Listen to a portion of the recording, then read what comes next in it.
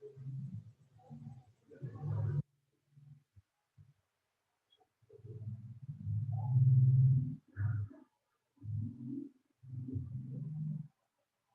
Danang Satria Nugraha yang saya hormati dan para pendengar yang setia, dalam kesempatan kali ini saya akan mempresentasikan dari karya tulis yang disusun oleh Bapak Danang Satria Nugraha sendiri selaku pengampu mata kuliah keterampilan presentasi akademik ini.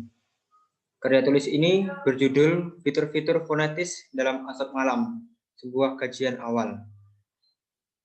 Presentasi ini disusun oleh saya sendiri, Stefanus Agung Mawan, dengan nomor induk mahasiswa 191224003. Asap Malam ini menjadi suatu hal yang asing bagi teman-teman, karena memang ini adalah bahasa dari khas Malang, karena memiliki keunikan tertentu sehingga perlu kita pelajari bersama.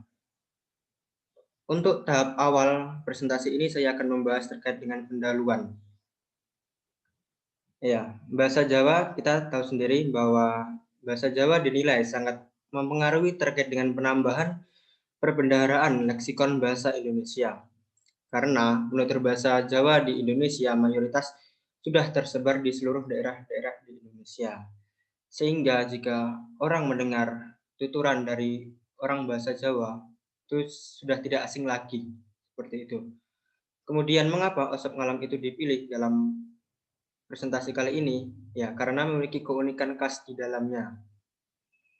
Karena memiliki keunikan khas di dalamnya, maka mempelajari bahasa Jawa, khususnya bahasa Malangan atau yang disebut Asap Ngalam, itu menjadi hal yang perlu untuk dipelajari bersama. Selanjutnya kita masuk ke dalam pembahasan. Jika tadi disinggung memiliki ciri-ciri kekhasan tertentu, maka apa sih ciri-ciri khasnya itu? Apa saja fitur-fitur fonetis yang terkandung di dalamnya? Nah, maka dalam fitur-fitur ini, Asap Malam memiliki 3 fitur. Fitur yang pertama adalah pelafalan secara terbalik. Dalam Asap Ngalam, ciri khas yang pertama adalah memiliki pelafalan suku kata yang terbalik atau sering disebut dengan pola silabel. Jadi dalam pelafalan ini terdapat ada 3 pola silabel. Ada pola 1 silabel, pola 2 silabel, dan pola 3 silabel.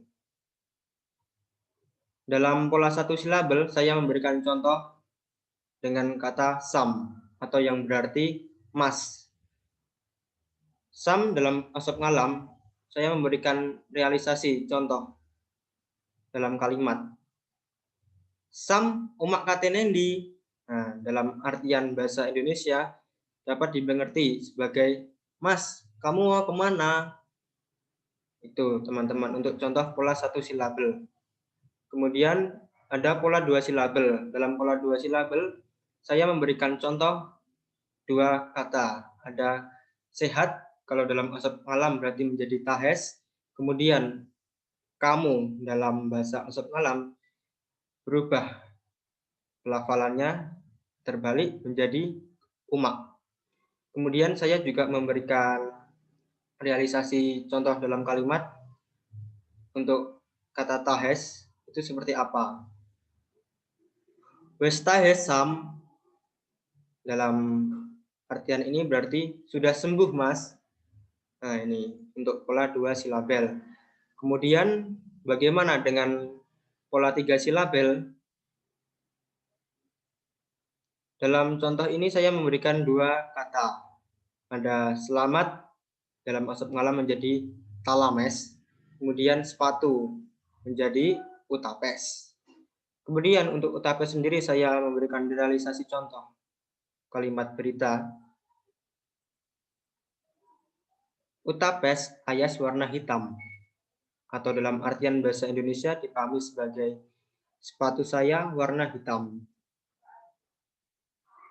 Jadi dalam 3 contoh ini, pola 1 silabel, pola 2 silabel, pola 3 silabel, kita dapat mengetahui bahwa ada kata-kata dalam bahasa Jawa pada umumnya itu dibalik pelafalannya, sehingga itu menjadi suatu kekhasan dari asap ngalam itu sendiri. Kemudian ada fitur yang kedua adalah pasangan minimal distribusi bunyi. Apa itu?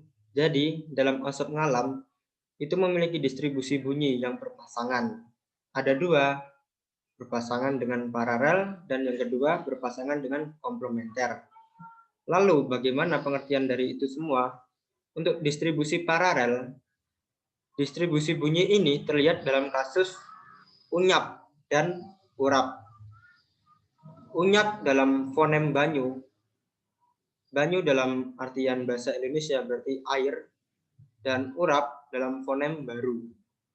Fonem NY dan R dalam kedua fonem banyu dan urap bukanlah realisasi dari fonem yang sama, sehingga tidak dapat dikatakan itu distribusi paralel. Sehingga jika tidak dapat memiliki realisasi yang fonem yang sama, maka ini menjadi suatu ciri khas dari distribusi paralel. Kemudian bagaimana dengan distribusi komplementer? Kebalikannya dari distribusi paralel. Jika distribusi komplementer, kedua fonem itu dapat dipertukar balikkan sehingga tidak ada masalah di dalamnya. Lalu contohnya apa? Distribusi ini terlihat dalam kasus fonem limo.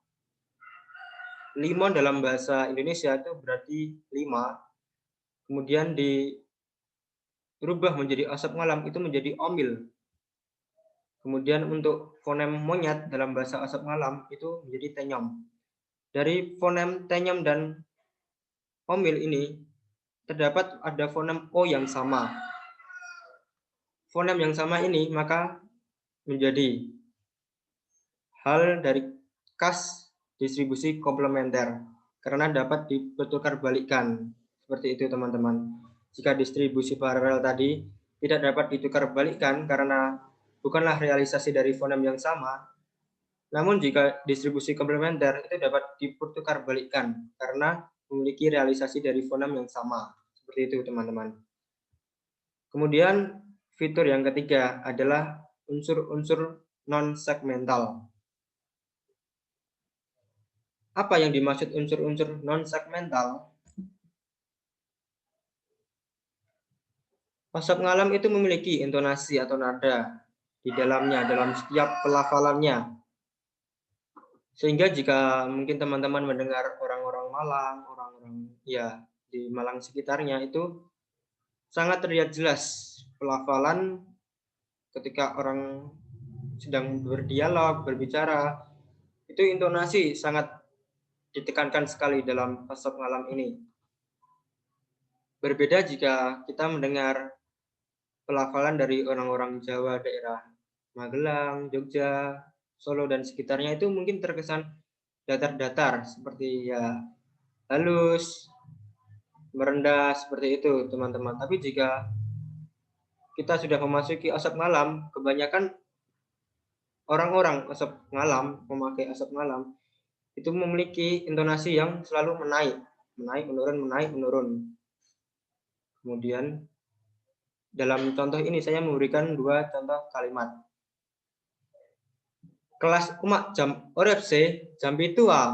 Nah, ini kan sudah terlihat jelas ada penekanan di dalamnya. Kemudian dari contoh ini dapat diartikan sebagai kelas kamu jam berapa ya? Jam 7 kan? Nah, kemudian contoh yang kedua, ngopo sih teori sastra jam 8 di gedung. Nah, ini jika diterjemahkan menjadi kenapa teori sastra jam 8 di gedung. Nah, ini kan menjadi suatu ciri khas terdapat penekanan di teori sastra jam 8. Nah, ini menjadi kekayaan dari asap ngalam itu sendiri. Maka dari ketiga fitur-fitur fonetis dapat kita simpulkan bahwa asap ngalam itu memiliki 3 ciri fonetis. Apa saja itu? Ciri yang pertama adalah pelafalan fonem secara terbalik dari pola bahasa sumber. Kemudian ciri yang kedua adalah pasangan minimal distribusi bunyi, paralel dan komplementer. Jika tadi distribusi paralel itu tidak dapat dipertukarkan karena memiliki realisasi fonem yang berbeda. Sedangkan komplementer dapat dipertukarkan karena memiliki realisasi dari fonem yang sama. Kemudian untuk yang ketiga adalah unsur non-segmental. Ya, tadi sudah dijelaskan bahwa memiliki intonasi dalam pelafalannya. Begitu teman-teman dari presentasi dari saya. Sekian, jika ada salah-salah kata saya mohon maaf. Terima kasih.